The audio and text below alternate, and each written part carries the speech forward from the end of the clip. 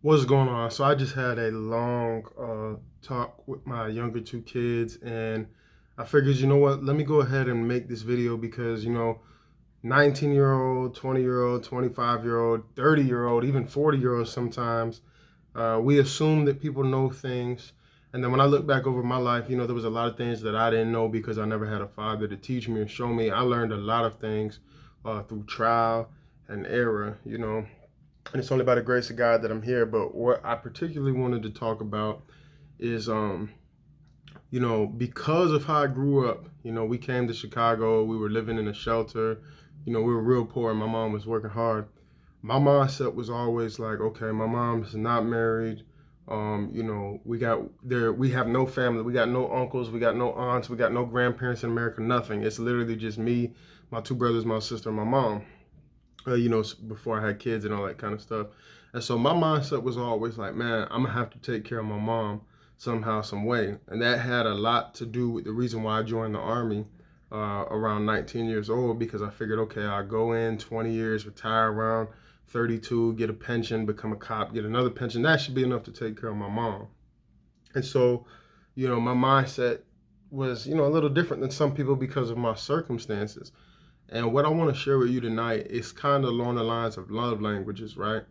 Me as a man, and most real men, I ain't talking about boys, most real men that I've met, we usually tend to think long term, all right? And now this is not a knock at anybody. This is just, a fact. And of course, there's always exemptions. But, they always have this thing about the men were the hunters and women were the nurturers and things like that. And so, the man's looking off in the distance and the woman, she's nurturing what's right in front of her. And so, a lot of men, one of the ways that we communicate our love is working and working hard. And I've always, anybody who knows me, they knows, man, I work hard. But the reason, the motivation behind the working hard is because I always wanted to give my children something better, give my family something better than what I had. And the only way I knew how to get it, well, nobody's going to give it to me.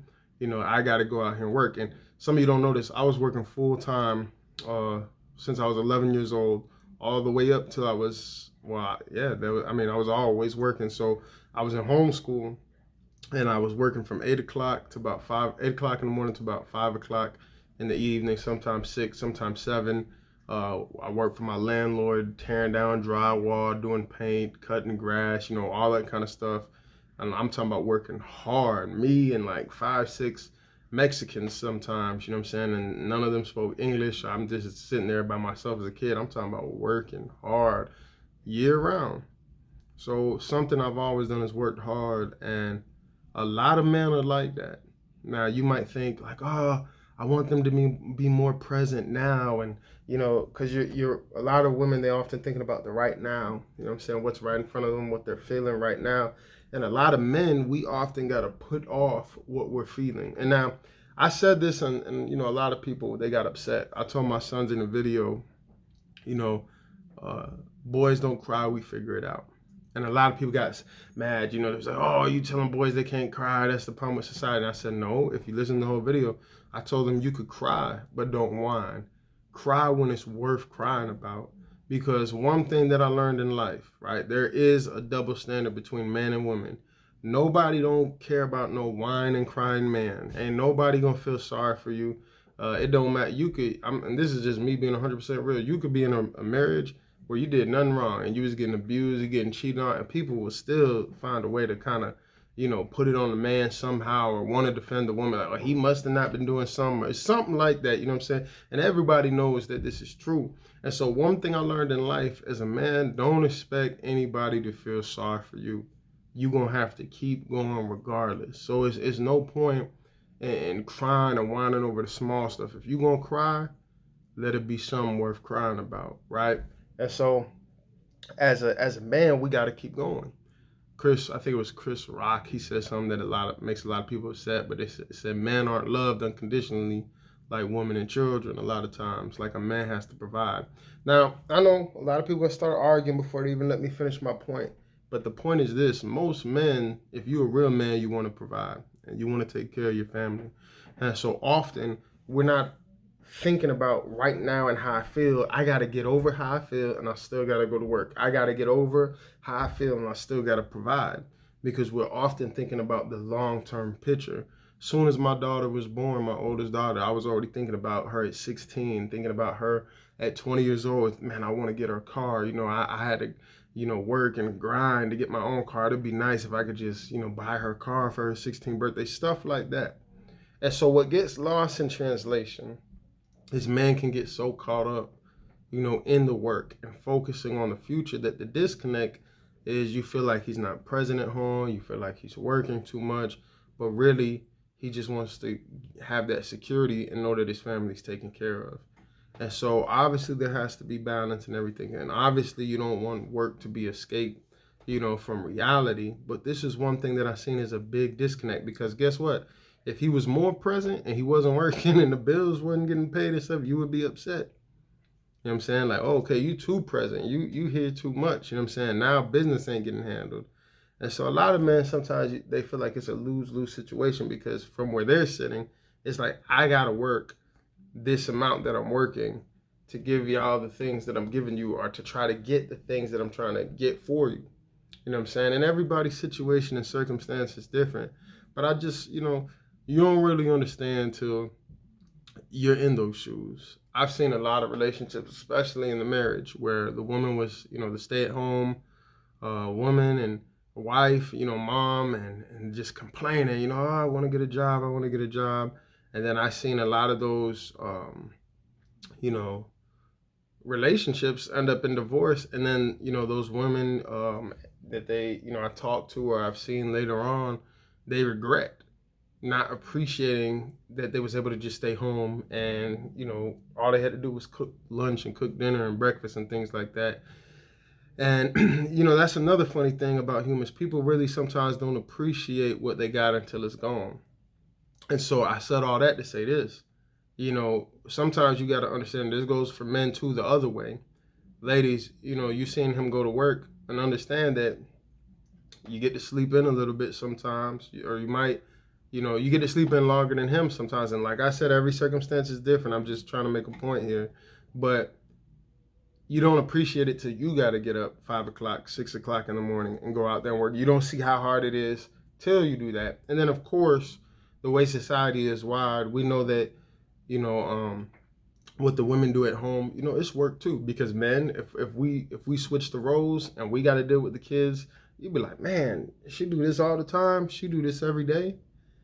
And so, we got to come to the place of understanding, like, you're going to see it different, because you're built differently. God made you differently. You're wired differently. And sometimes the biggest problem in relationships and marriages is that disconnect. Like, the man loves you, so he's trying to secure a future, but you don't understand that, because you want more of his time. You want him there. You want him present. And he's saying, like, well, look, if I be more present, we ain't going to have this. We ain't going to have that. We ain't going to have that. And so it's all about finding that balance and realizing that sometimes love can be being communicated, but it's not the way that you communicate love. And, if you've never heard about the love languages, I advise you to look that up, right? Love languages, let's say, you give gifts and you love giving gifts, and that's a way that you express your love. But somebody who grew up with an absentee father, you know what I'm saying, or their father was in their life, and every time they saw him, the father just threw a gift at them, their love language probably isn't going to be gifts. So when you give them a gift, they're not going to interpret it the way that you intended it, because they look at gifts and they say, I don't want your gift, I want quality time. And if you're not careful, and if you're not, using wisdom, you'll feel disrespected, you'll feel offended, because look, I love you, I'm trying to give you this gift, but it doesn't seem like you're getting the reaction you want.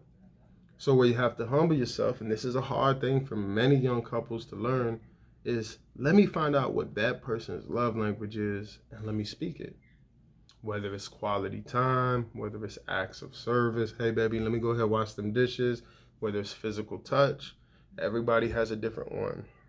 And so I said a lot in this video, but what you got to learn to explore is realize that the way you feel things, the way that you see things is often different, and you really won't have the compassion to understand unless you have to walk in that person's shoes. As I said, I've met, many women when I've been in the military, Seen a lot of marriages, seen a lot of divorces, and then they regret when they have to work full time now, and they got to get up every morning and go to work and do all that kind of stuff. And they say, "Man, I wish I could just go back to being a housewife." So usually, and then the people who are working, they want to be a housewife, and the housewives, they want to go back to work. And then you got some men who don't want to work. I'm saying, like, but a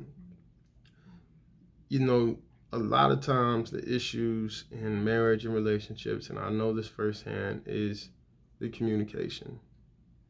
It's not that the person don't love you. It's there's just some breakdown in the communication, which creates a false perspective, which creates a deception, which creates a false reality. And with that false perspective, you walk according to that false perspective. That's why two people can be miserable but really love each other, because they're not communicating.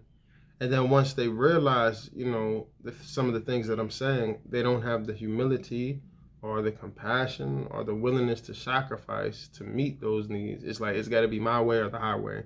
Well, this is just the way that I communicate love, or this is just the way that I am, or, I got to work. That's just the way. And there's no balance. Something to think about. I could go a little bit deeper with this, but I feel like I've said, enough to just get you to think about it and evaluate your relationships with everybody, not just husband and wife or boyfriend and girlfriend, but mom, dad, family, brothers, sisters. Your brother, your sister might be wired completely different to you, and you keep trying to, show them that you love them, but they're not receiving it. You know what I'm saying? Because you're not showing them in a way that they can receive it. It's not their language. All right. Love you guys. Be blessed. Be encouraged. Like I said, I'm going to say it at the end of every video. If you want to support, we're trying to get a building for Firehouse in Chicago. Just go to the website, www.marcusrogersministries.org. You have a good one.